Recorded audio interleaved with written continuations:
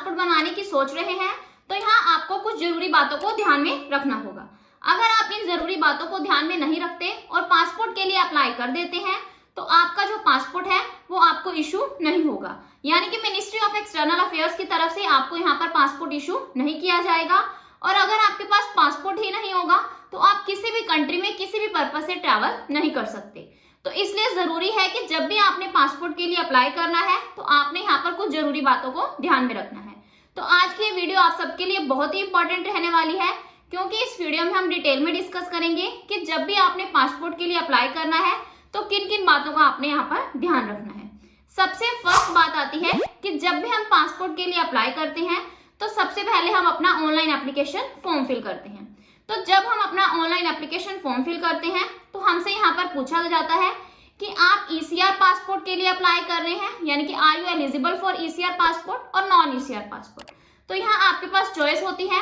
अगर आप 10th class से ज्यादा पढ़े लिखे हैं तो आप यहाँ पर एलिजिबल है नॉन ईसीआर कैटेगरी के लिए, यानी कि आप अगर 10th क्लास या फिर इससे ज्यादा पढ़े लिखे हैं तो आपको यहाँ पर मिनिस्ट्री ऑफ एक्सटर्नल अफेयर्स की तरफ से एक नॉन ईसीआर पासपोर्ट इशू किया जाएगा।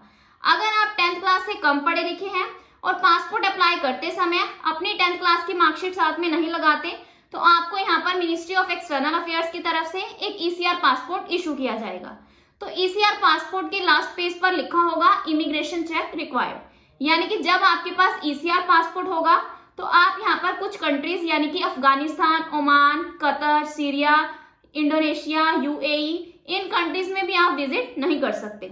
तो अगर आप इन कंट्रीज में विजिट करना भी चाहते हैं तो आपको यहाँ पर उस कंट्री की इमिग्रेशन से क्लियरेंस लेना पड़ेगा, तभी जाकर आप उन कंट्रीज में विजिट कर सकते हैं, चाहे आप किसी भी पर्पज के लिए जाना चाहते हैं। तो इसलिए आपने इन बातों का ध्यान रखना है कि जब भी आपने पासपोर्ट के लिए ऑनलाइन एप्लीकेशन फॉर्म फिल करना है तो अपनी कैटेगरी को बिल्कुल सही सिलेक्ट करना है। यानी कि अगर आप ईसीआर कैटेगरी के लिए एलिजिबल है तो आप यहाँ पर ईसीआर वाला ऑप्शन ही सिलेक्ट करोगे। अगर आप नॉन ईसीआर कैटेगरी के लिए एलिजिबल है तो आपने यहाँ पर नॉन ईसीआर कैटेगरी वाला ऑप्शन ही सिलेक्ट करना है। अगर आप ऐसा करते हैं कि आप एलिजिबल तो नॉन ईसीआर कैटेगरी के लिए हो बट आपके पास यहाँ पर क्या है, आप ईसीआर पासपोर्ट के अंडर अपना एप्लीकेशन फॉर्म फिल कर देते हैं, तो इस केस में भी आपको बहुत ज्यादा दिक्कत का सामना करना पड़ता है। तो आपने यहाँ पर ऐसा बिल्कुल भी नहीं करना। अगर आप ईसीआर कैटेगरी के लिए एलिजिबल हैं तो आपने यहाँ पर ईसीआर कैटेगरी के अंडर ही अपना पासपोर्ट अप्लाई करना है। अगर आप नॉन ईसीआर कैटेगरी के लिए एलिजिबल हैं तो आपने यहाँ पर नॉन ईसीआर कैटेगरी के लिए ही अप्लाई करना है। तो सबसे इंपॉर्टेंट बात तो ये आपने ध्यान में रखनी है। सेकेंड, जब भी आपने अपनी एप्लीकेशन फॉर्म में अपनी डिटेल्स फिल करनी है तो यहाँ आपके पास ऑप्शन होता है गिवन नेम और सरनेम का। तो यहाँ भी आपने क्या करना है, गिवन नेम में अपना नेम एंटर करना है और सरनेम में आपने अपना सरनेम एंटर करना है। फॉर एग्जाम्पल, अगर आपका नेम है रोहित कुमार शर्मा तो आप क्या करते हैं, अपने गिवन नेम में ही एंटर कर देते हैं रोहित कुमार शर्मा, और जो सरनेम वाला ऑप्शन होता है उसे आप ब्लैंक छोड़ देते हैं। तो आपने बिल्कुल भी ऐसा नहीं करना।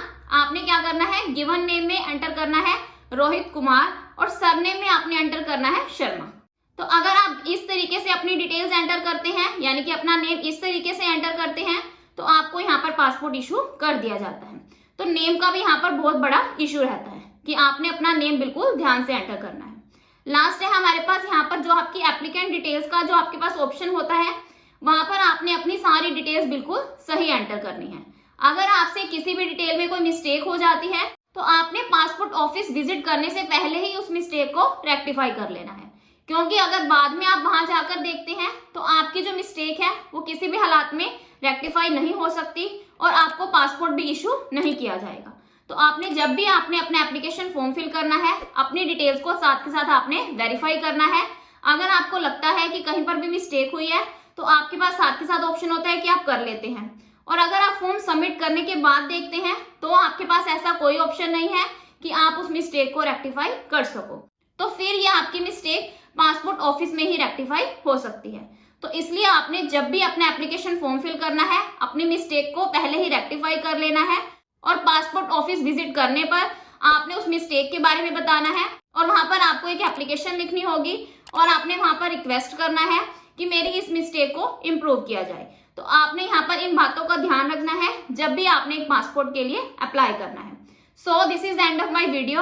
अगर आपको मेरी वीडियो अच्छी लगी हो तो प्लीज मेरी वीडियो को लाइक करें और मेरे चैनल को सब्सक्राइब करें। Thanks for listening and thank you everyone.